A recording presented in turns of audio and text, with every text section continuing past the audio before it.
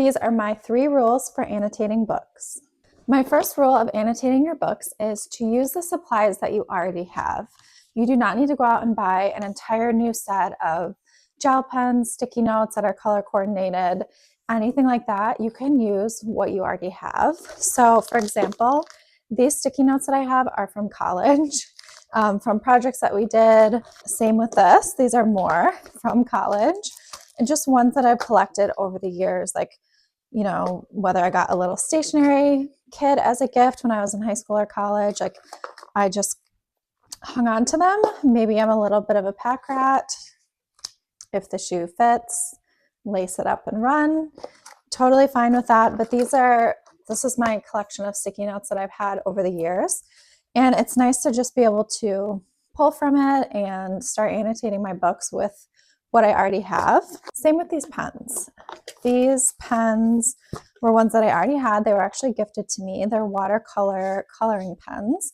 So some of the lighter ones work as highlighters, which is really nice. And then I don't have my gel pens on me, but I just use whatever pens that I have for writing in the margin, whether it's a color pen, just a black or blue pen. You can decide what feels right for you. So rule number 1, use the supplies that you already have. Rule number 2 for annotating books is that if you're feeling shy, use a book that you're not too precious about.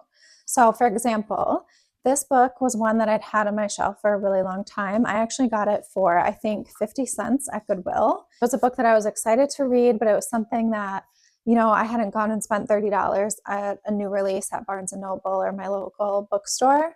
So if I started annotating in it and then maybe felt like, oh, I wish I'd kept it nice or kept it clean, like that wouldn't happen with this book because I only, put 50 cents into it. And it was already in good condition when I bought it, but it is an older book and it was just one that, I'm fine to write in it, to highlight in it, to, add these sticky notes. So it wasn't one that was going to bother me too much. But then on the other hand, I also like to think that we shouldn't be too precious with our books. And I think annotating is also an act of, going against your perfectionism, going against feeling like everything has to be so precious and so well kept.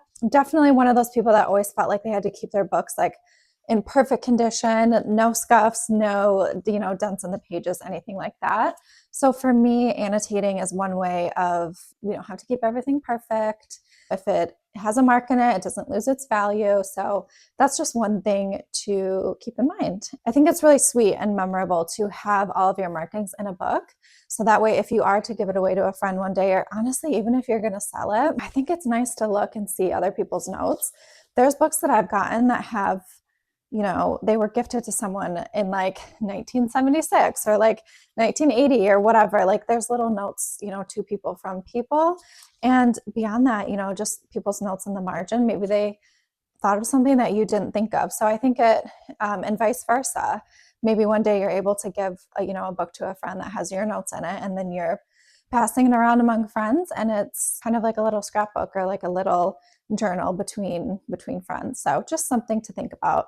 That's my second rule, is if you're still feeling a little bit unsure about annotating, use a book that you're not too precious about. My third rule for annotating books is to create your own system. You don't have to follow anyone else's system. You really should create your own of what works for you. For me, I like to start out with the book. When I get it, I will write my first name on the inside cover on one of the pages. I'll put where I bought the book, and then I'll put the days that I read it. So when I started reading it and then when I stopped reading it.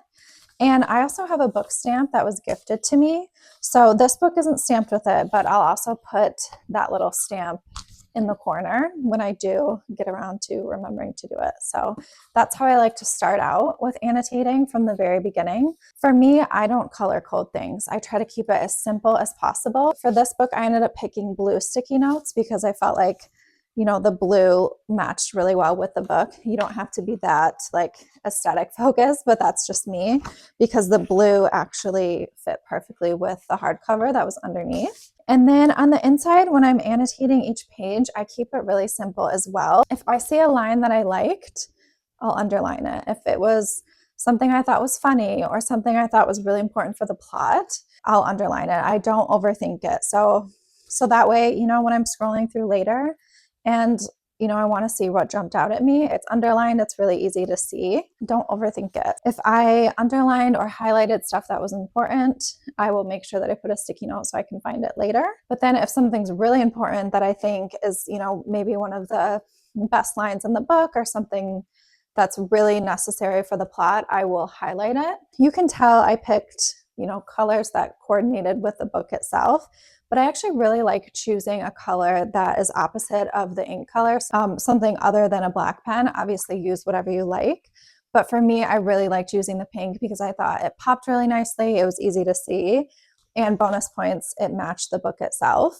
And then I'll just write whatever I'm thinking in the margin. If, something popped out at me, I have a thought in my head, or, if you're having thoughts about the characters themselves, I will just write those down in the margin. Just looking through, I don't have a ton of notes in the margins because for me, my handwriting is kind of big, so it takes up a lot of space. But I'll just write what I think. And then you can see here one of the little highlights that I did. It's pretty subtle. That is my third rule for annotating, is to just create your own system of what works for you, what you like, what stands out at you from the text, what you want to refer back to later, and what you'll remember. You don't have to go crazy with color coding with, this highlighted color means that, only do that if that's what you want to do and if that works for you. For me, I don't want to think too hard when I'm reading and when I'm annotating. So for me, it's just interested me, I'm underlining it. I thought it was even, greater than an underline, I'm highlighting it. I put a sticky note on the page to make sure I can easily refer back to it later, and that's that. Those are my 3 rules for annotating. Use the supplies that you already have. Number 1, don't be too precious about your books. Annotating is, in my opinion, a way to dismantle perfectionism.